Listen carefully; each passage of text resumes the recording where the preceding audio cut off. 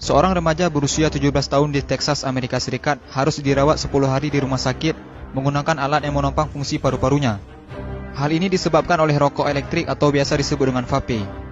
Pada awalnya, Triston terbangun dari tidurnya dan kemudian muntah-muntah pada suatu pagi di bulan lalu. Ia juga mengalami penurunan berat badan drastis yang tidak jelas penyebabnya, demam, dan kemudian kelelahan. Remaja tersebut kemudian dilarikan ke rumah sakit. Pada awalnya dokter mengira kondisinya mirip dengan pneumonia. Namun setelah melakukan CT scan, ternyata hasilnya negatif.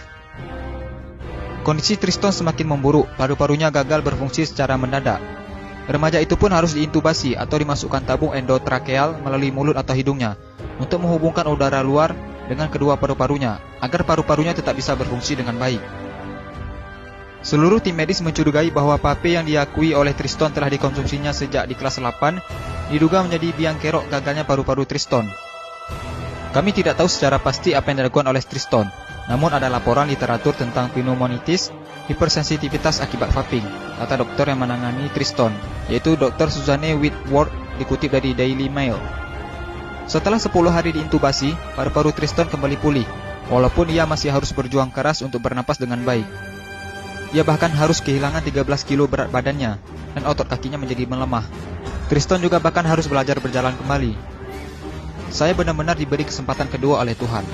Dan segera setelah saya bangun dari koma itu, saya tahu apa yang ingin saya lakukan. Saya tidak ingin mengulangi kesalahan yang sama untuk menghisap vape, kata Triston.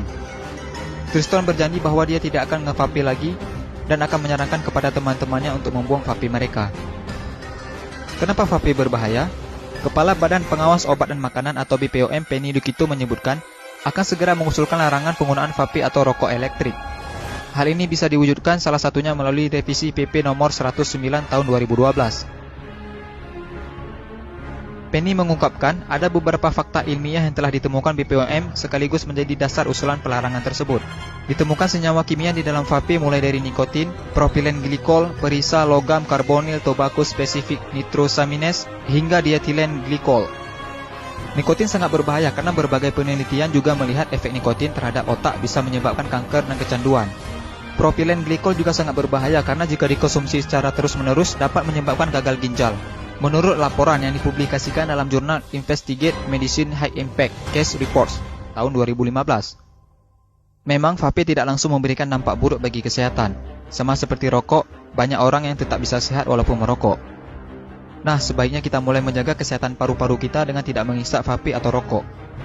Semoga video ini bermanfaat dan jangan lupa di-share juga sebanyak-banyaknya agar teman-teman kalian tidak ketinggalan informasi penting ini.